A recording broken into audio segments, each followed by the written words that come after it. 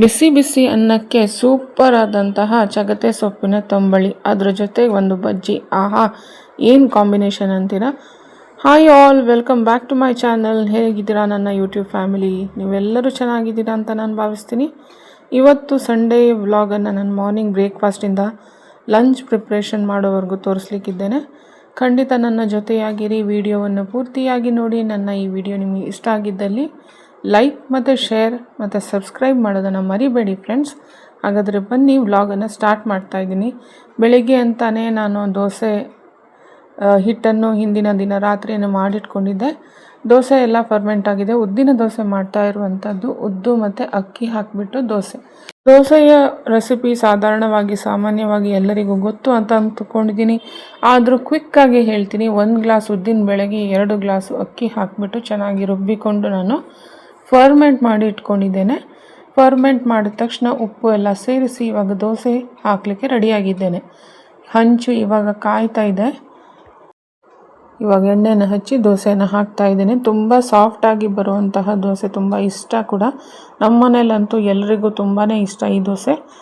ನಾನು ಯಾವಾಗಲೂ ಮಾಡ್ತಾನೆ ಇರ್ತೀನಿ. ಸಂಡೇ ಅಂತಲ್ಲ, ವೀಕೆಂಡ್ ಕೂಡ ಇದನ್ನೇ ತುಂಬ ಇಷ್ಟಪಟ್ಟು ತಿಂತಾರೆ ಅಂದ್ಬಿಟ್ಟು ಮಾಡ್ತಾನೆ ಇರ್ತೀನಿ.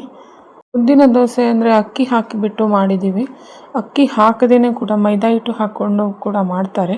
ಅದ್ರ ಜೊತೆ ಅಕ್ಕಿ ಹಾಕದೆ ಉದ್ದಿನ ಬೇಳೆ ಮತ್ತು ಹೆಸರು ಬೇಳೆಯನ್ನು ನೆನೆಸಿ ಕೂಡ ದೋಸೆಯನ್ನು ಮಾಡ್ತೇವೆ. ತುಂಬ ವಿಧ ರೀತಿಯಲ್ಲಿ ನಾವು ಉದ್ದಿನ ಬೇಳೆಯ ದೋಸೆ ಅಥವಾ ಅಕ್ಕಿ ದೋಸೆಯನ್ನು ತುಂಬ ವಿಧ ರೀತಿಯಲ್ಲಿ ಮಾಡ್ತೇವೆ.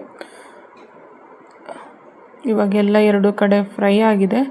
ಇವಾಗ ದೋಸೆ ತೆಗಿತಾ ಇದ್ದೀನಿ. ನೋಡಿ ಎಷ್ಟು ಚೆನ್ನಾಗಿ ಬರ್ತಾ ಇದೆ. ಇವಾಗ ನಮ್ಮ ಬ್ರೇಕ್ಫಾಸ್ಟ್ ರೆಡಿಯಾಗಿದೆ. ಅದ್ರ ಜೊತೆಗೆ ನಾನು ಕಾಯಿ ಚಟ್ನಿಯನ್ನು ಮಾಡ್ಕೊಂಡಿದ್ದೇನೆ.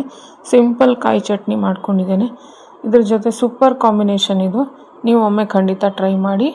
ಇದ್ರ ಜೊತೆ ಲಂಚ್ಗೆ ಅಂತ ನಾನು ಚಗತೆ ಸೊಪ್ಪಿನ ತಂಬಳಿ ಕೂಡ ಮಾಡ್ತಾಯಿದ್ದೇನೆ. ಚಗತೆ ಸೊಪ್ಪು ಅಂದರೆ ತಜಂಕು ಸೊಪ್ಪು ಅಥವಾ ಟೋರಾ ಲೀವ್ಸ್ ಅಂತ ಕೂಡ ಹೇಳ್ತೇವೆ. ನಮ್ಮ ಕುಂದಾಪುರ ಕನ್ನಡದ ಭಾಷೆಯಲ್ಲಿ ಚಕ್ತಿ ಸೊಪ್ಪು ಅಂತ ಕೂಡ ಹೇಳ್ತೇವೆ. ಇದು ಸೊಪ್ಪು ತುಂಬಾ ಮಳೆಗಾಲದಲ್ಲಿ ಬೆಳೆಯುವಂತಹ ಸೊಪ್ಪು. ತುಂಬ ಆರೋಗ್ಯಕ್ಕೂ ತುಂಬ ಒಳ್ಳೆಯದು. ಇದರ ಒಂದು ರೆಸಿಪಿ ನಮ್ಮ ಅಮ್ಮನ ಕಿಚನಿಂದ ನಾವು ನೋಡ್ಕೊಂಡು ಬಂದಿದ್ದೀವಿ. ಯಾರೆಲ್ಲ ನೋಡಿಲ್ಲ ಖಂಡಿತ ಅದನ್ನು ಚೆಕ್ಔಟ್ ಮಾಡಿ ಅಂತ ಹೇಳ್ತೀನಿ. ಲಿಂಕ್ ಬೇಕಿದ್ರೆ ಡಿಸ್ಕ್ರಿಪ್ಷನಲ್ಲಿ ಹಾಕಿರ್ತೇನೆ.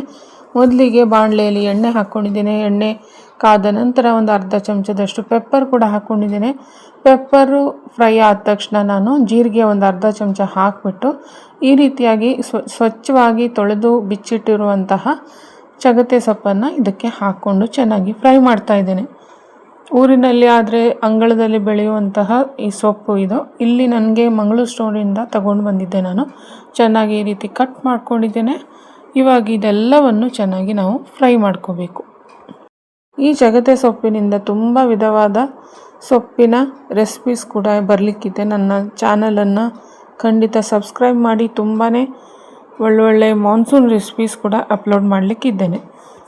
ಇವಾಗ ಚೆನ್ನಾಗಿ ಫ್ರೈ ಆಗ್ತಾ ಇದೆ ಇದಕ್ಕೆ ನಾವು ಹಸಿಮೆಣಸಿನಕಾಯಿ, ಖಾರಕ್ಕೆ ಎಷ್ಟು ಬೇಕೋ ಅಷ್ಟು ಹಸಿಮೆಣಸಿನಕಾಯಿಯನ್ನು ಇಲ್ಲಿ ಹಾಕ್ಕೋಬೋದು. ನೀವು ಬೇಕಿದ್ರೆ ಬ್ಯಾಡಗಿ ಮೆಣಸಿನಕಾಯಿ ಕೂಡ ಬಳಸ್ಬೋದು. ಇಲ್ಲಿ ಚೆನ್ನಾಗಿ ಎಲ್ಲವನ್ನು ಮಿಕ್ಸ್ ಮಾಡಿ ಫ್ರೈ ಮಾಡಿಕೊಂಡು ರುಚಿಗೆ ತಕ್ಕಷ್ಟು ಉಪ್ಪನ್ನು ಹಾಕಿ ಚೆನ್ನಾಗಿ ಫ್ರೈ ಮಾಡ್ಕೊಳ್ಳಿ. ನೋಡಿ ಇಷ್ಟು ಚೆನ್ನಾಗಿ ಫ್ರೈ ಆಗಿದೆ. ಇವಾಗ ಉಪ್ಪನ್ನು ಸೇರಿಸ್ತಾ ಇದ್ದೇನೆ. ಅದರ ಜೊತೆಗೆ ಅರ್ಧ ತೆಂಗಿನಕಾಯಿ ಅನ್ನು ಈ ರೀತಿ ಬಿಚ್ಚಿಟ್ಕೊಂಡಿರುವಂತಹ ತೆಂಗಿನಕಾಯಿಯನ್ನು ಹಾಕಿ ಮಿಕ್ಸಿಯಲ್ಲಿ ರುಬ್ಬಿಟ್ಕೊಂಡಿದ್ದೇನೆ.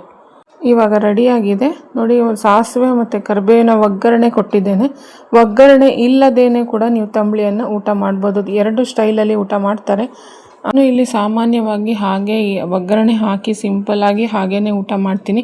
ಅದಕ್ಕೆ ನೀವು 2 ಚಮಚ ಮೊಸರು ಕೂಡ ಬೆರೆಸಿ ಚೆನ್ನಾಗಿ ಮಿಕ್ಸ್ ಮಾಡಿದರೆ ಹೆಲ್ದಿ, ಡೆಲಿಷಿಯಸ್, ತಂಪಾದ ಚಗತೆ ಸೊಪ್ಪಿನ ತಂಬಳಿ ರೆಡಿ. ಖಂಡಿತ ಒಮ್ಮೆ ಟ್ರೈ ಮಾಡಿ. ಇದರ ಜೊತೆ ಕ್ರಿಸ್ಪಿ ಆದಂಥ ಕ್ಯಾಪ್ಸಿಕಮ್ ಬಜ್ಜಿ ಕೂಡ ಮಾಡ್ತಾ ಇದ್ದೇನೆ. ಇದು ನಮ್ಮ ಊಟದ ಕಾಂಬಿನೇಷನ್ ಇವತ್ತು. ಖಂಡಿತ ಒಮ್ಮೆ ಟ್ರೈ ಮಾಡ್ತೀರಾ ಅಂತ ನಾನು ಭಾವಿಸ್ತೀನಿ. ಈ ಕಾಂಬೋ ನಿಮಗೆ ಇಷ್ಟ ಆಗಿದೆ ಅಂತ ನಾನು ಭಾವಿಸ್ತೀನಿ. ಇಷ್ಟ ಆಗಿದ್ದಲ್ಲಿ ಲೈಕ್, ಶೇರ್ ಮತ್ತು ಸಬ್ಸ್ಕ್ರೈಬ್ ಮಾಡೋದನ್ನು ಮರಿಬೇಡಿ. ಮತ್ತೆ ಸಿಗ್ತೀನಿ ಇನ್ನೊಂದು ವ್ಲಾಗಲ್ಲಿ ಮತ್ತಷ್ಟು ಹೆಲ್ದಿ ರೆಸಿಪೀಸ್ ಒಂದಿಗೆ. ಅಲ್ಲಿಯವರೆಗೂ thank for watching and bye.